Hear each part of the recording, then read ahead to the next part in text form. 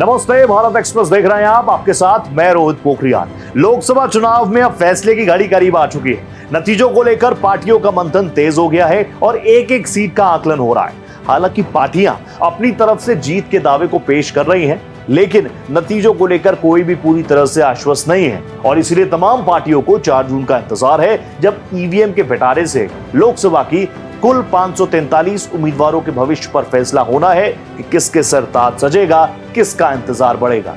हार जीत के नतीजों से अलग ये चुनाव कई लिहाज से ऐतिहासिक साबित होने वाला है, और वो इस लिहाज से भी कि यूपी की दर्जन भर से अधिक सीटों पर इस बार एनडीए ही नहीं, इंडिया अलायंस ने भी नए चेहरों पर दांव खेला है। और उसमें जीत किसी की भी हो, लेकिन वो संसद में पहली बार पहुंचेंगे और ये इस लिहाज से उनके लिए भी ऐतिहासिक मौका होगा।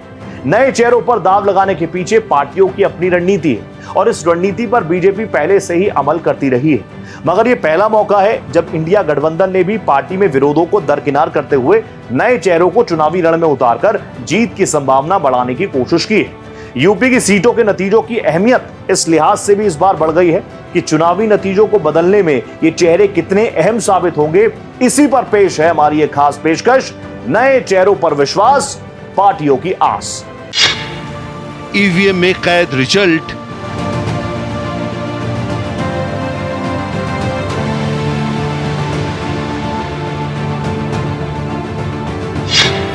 किसके लिए स्थिति विकट?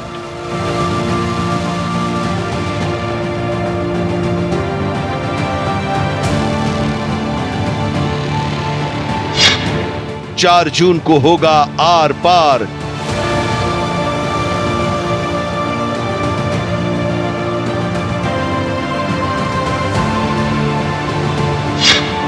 किसका बेड़ा होगा पार?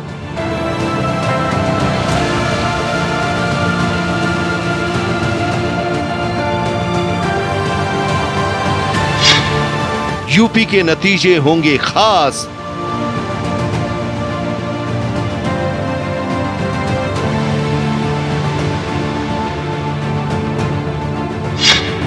नए चेहरों पर टिकी आस।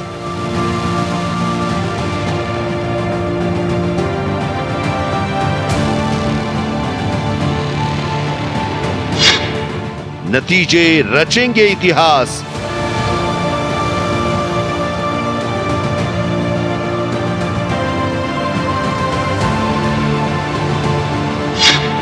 एनडीए बनाम इंडिया गठबंधन,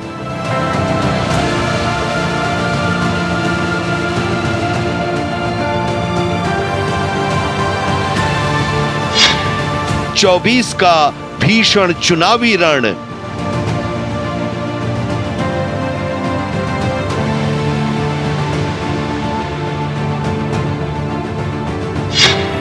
किसका पूरा होगा प्रण?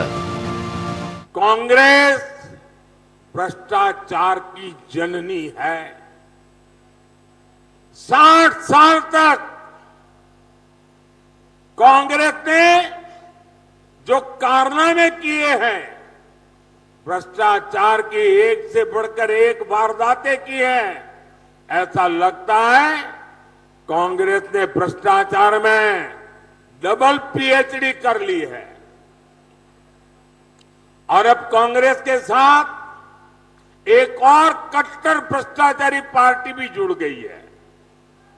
इतना ही नहीं, ये भयंकर झूठवादी पार्टी भी है। अब आप देखिए,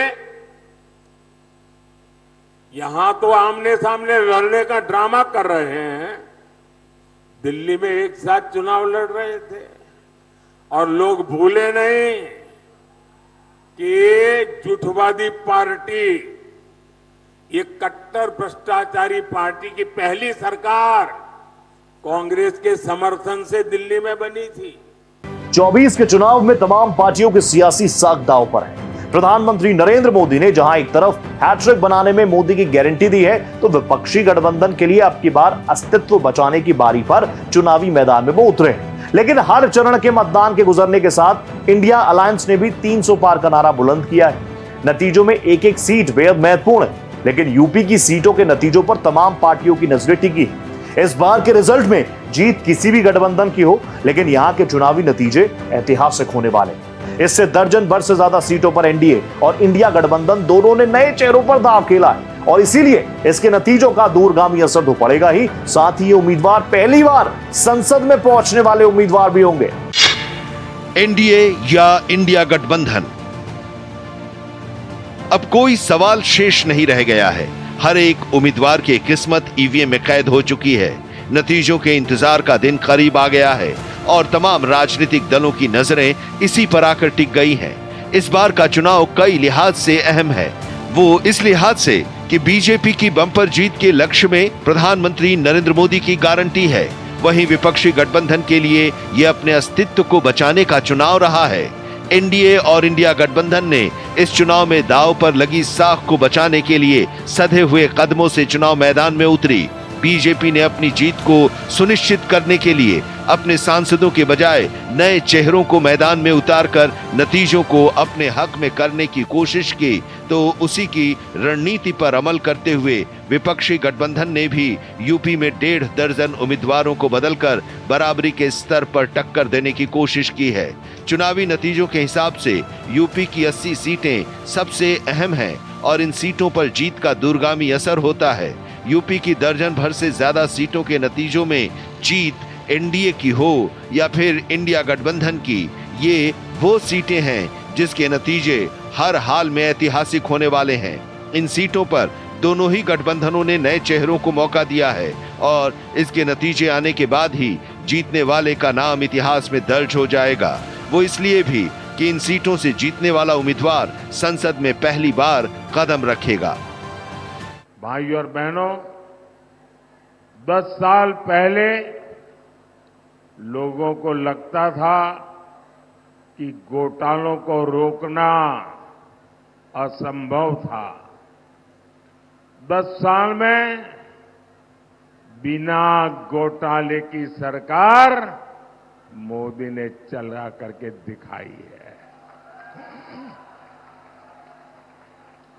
10 साल पहले लगता था कि आतंकवाद नहीं थामा जा सकता। हमने देश के बड़े शहरों को बम धमाकों से मुक्त करके दिखाया है। किसी ने सोचा नहीं था कि जम्मू कश्मीर में शांति आएगी। हमने 370 की दीवार गिराई। आज वहां लोकतंत्र का उत्सव मनाया जाता है। रिकॉर्ड मतदान हो रहा है। कोटि कोटि राम भक्त राम काज से जुड़े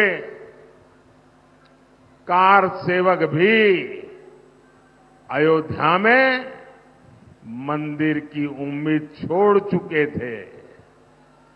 आज 500 साल का इंतजार खत्म हो चुका है।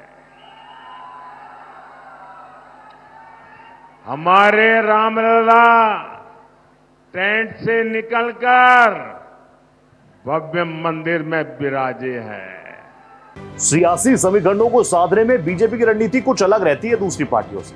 बीजेपी जीत के समीकरण पर अमल करती है और इसीलिए नए चेहरों को चुनावी मैदान में उतारकर नतीजों को पलटने की रणनीति अपनाती है। उसका यह फॉर्मूला सफल भी रहा है और उसकी जीत के आंकड़े को बढ़ाने में भी महत्वपूर्ण साबित होता है। बीजेपी अकेली ऐसी पार्टी है जो अपने सांसदों की टिकट बिना किसी दिक्कत के काट देती है। यूपी में इस बार बीजेपी ने इस रणनीति का पूरा ख्याल रखा और एंटी इनकम्बेंसी फैक्टर को रोकने की भी कोशिश की। बीजेपी के इस फॉर्मूले को इस बार इंडिया अलायंस ने भी अपनाया और जिन सीटों पर बीजेपी ने नए चेहरों को उतारा वहां पर इंडिया अलायंस ने भी इसी फॉर्मूले को अपनाकर बाजी पलटने की कोशिश की है। इस लिहाज से नए चेहरे वाली सीटों पर एनडीए और इंडिया गठबंधन का घमासान बराबरी के स्तर पर है। नए चेहरों का गणित। प्रधानमंत्री नरेंद्र मोदी और गृह मंत्री अमित शाह की चुनावी रणनीति हमेशा से लीक से हटकर रही है। उम्मीदवारों का नाम तय करने में उसकी अपनी कसौटी है और उस पर खरा उतरने वालों को टिकट दिया जाता है। अपने जीते हुए उम्मीदवारों को ही चुनाव मैदान में उतारने के बजाय बीजेपी नए चेहरों को चुनावी मैदान में उतारने की रणनीति अपनाती है। इसके लिए बाकायदा टिकट के बंटवारे में उम्मीदवारों के बारे में पूरी जानकारी इकट्ठा की जाती है। इस बात की पड़ताल की जाती है कि उसमें जीत की कितनी संभावनाएं मौजूद हैं। ये महज इत्तेफाक नहीं है कि बीजेपी ने इस बार 17 सांसदों के टिकट काटे। इनमें से 13 सीटों पर नए चेहरों पर दांव लगाया है।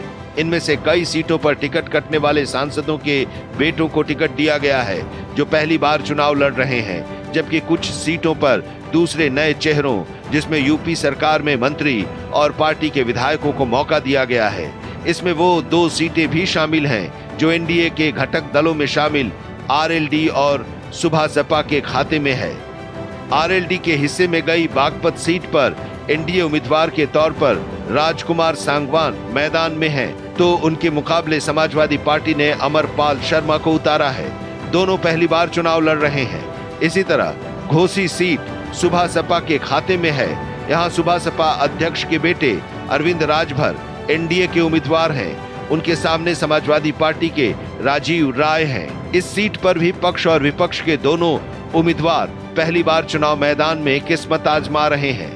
यूपी की 80 में से 17 सीटें ऐसी हैं जिन पर पक्ष और विपक्ष दोनों ने नए चेहरे उतारे हैं। ऐसे में ये तय है कि जंग में बाजी चाहे जिसके हाथ लगे वो संसद में पहली बार ही कदम रखेगा। ये जो संविधान है ये सिर्फ एक किताब नहीं है। और लोग कहते हैं कि ये संविधान आजादी के टाइम बना था, मगर वो सही नहीं है, क्योंकि इस संविधान में जो सोच है वो आजादी से बहुत पुरानी सोच है। वो गुरु नानक जी की सोच है। उसमें हिंदुस्तान के अलग अलग महापुरुषों की सोच है। फूले जी की सोच है, गांधी जी की सोच है, बुद्धा की सोच है, नारायण गुरु, बसवना, अलग अलग महापुरुषों की सोच इसके अंदर है। और जब बीजेपी के लोग, आरएसएस के लोग इस पर आक्रमण करते हैं तो वो हिंदुस्तान के इतिहास पे, हिंदुस्तान की हिस्ट्री पे, हिंदुस्तान का जो दिल है उस पर आक्रमण कर रहे हैं। तो इस चुनाव में सबसे जरूरी बात अंबेडकर जी का, गांधी जी का जो संविधान है उसकी रक्षा करने का मिशन है।